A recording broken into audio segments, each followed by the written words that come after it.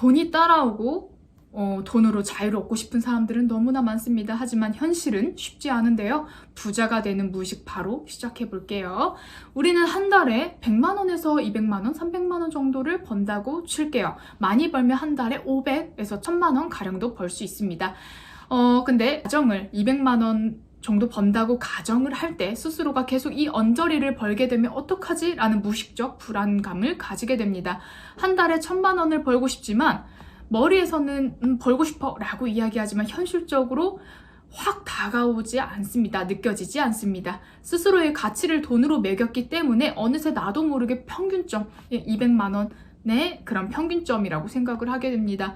많은 직장인들이 느끼는 감정입니다. 그래서 부수입을 찾아보지만 현실적으로 부수입을 하기에는 체력도 딸리고 에너지도 딸리고 지치고 많이 힘듭니다. 그래서 그냥 직장을 다니면서 버는 돈으로 자신의 존재의 가치를 폄하하는데요.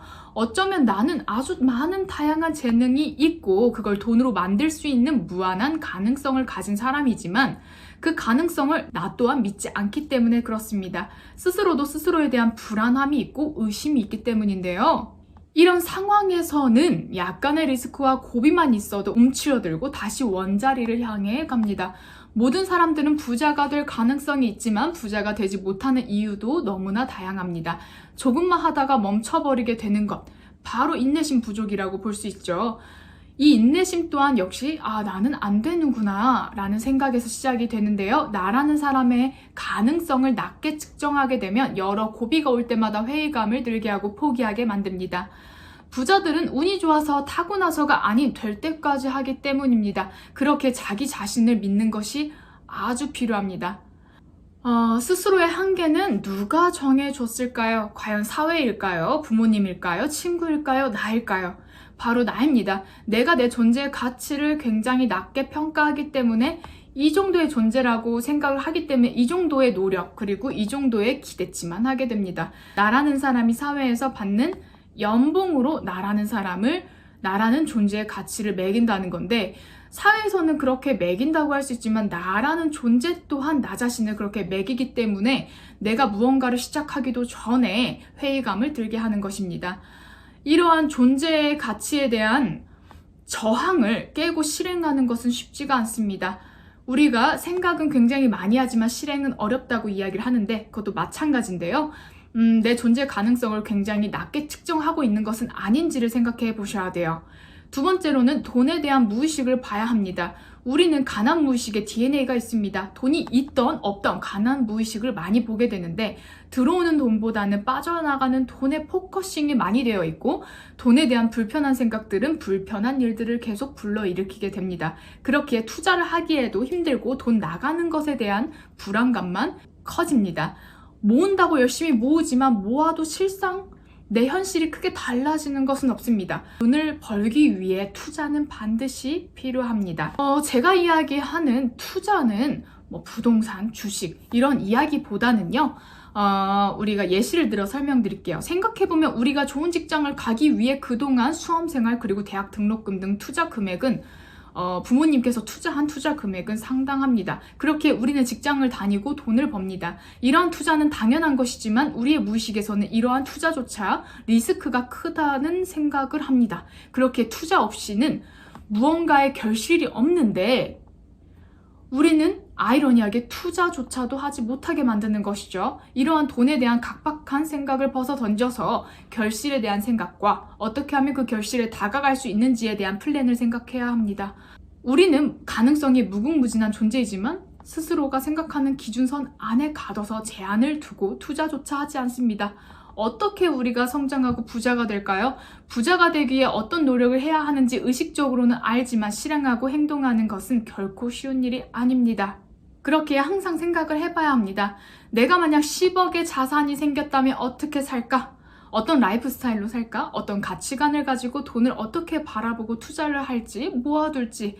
그렇다면 10억이 생겼다면 어떤 경로로 생겼을까? 어떤 배움과 성장, 노력으로 10억이 생겼을지 생각해보는 연습이 필요해요.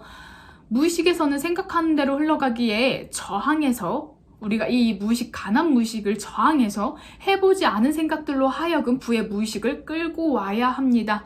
부자들은 돈에 대한 풍요로운 마음, 당연히 이 정도 라이프 스타일을 즐기는 마음 등을 냅니다. 현실에서의 그러한 부의 라이프를 만드는 건 사실상 쉽지 않은데요. 안 하던 골프를 치는 것에 대한 부담감과 비용에 대한 부담감도 들고 명품 브랜드에 대한 부담감도 당연히 듭니다. 여기서 이야기하는 것은 부에 대한 마음, 풍요로운 마음을 내는 것들을 일상에서 종종 많이 느껴야 된다는 것입니다. 방안을 둘러봤을 때 가난함에 대한 부분들이 느껴지는 것에 대해서는 내가 바꾸는 것이 좋고, 내가 명품 브랜드나 골프 충분히 안 해도 됩니다. 다만 내가 사소하게 인테리어를 이쁘게 해서 최대한 풍요로운 느낌, 뭔가 부유한 느낌을 많이 느끼게 해야 합니다. 사소한 변화이지만 이런 부에 대한 감정들은 차곡차곡 쌓여서 다양한 아이디어를 제공하게 됩니다. 문득 떠오른 아이디어는 기회가 됩니다. 실행하는 것까지는 용기이자 해야 할 일이지만 이렇게 떠오른 아이디어 또한 아주 귀합니다.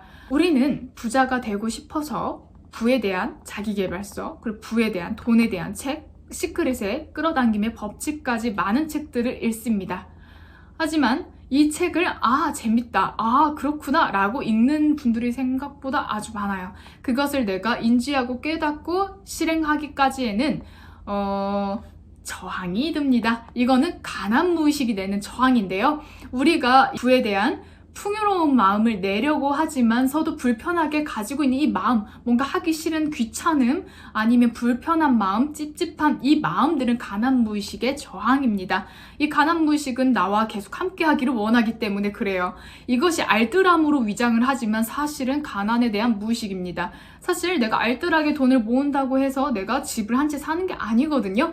우리는 이 시대에 맞춰서 돈을 알아보고 그러한 부의 무의식을 우리가 알아볼 필요가 있습니다. 우리가 알뜰함이라고 생각하는 이 마음은 저축하는 거 너무 좋죠. 하지만 투자에 대한 부분들, 배움에 대한 부분들, 성장에 대한 부분들도 눌러놓고 부자가 되기를 원한다라는 것이 현실적으로, 논리적으로 가능한 일인지를 살펴봐야 되는 부분입니다.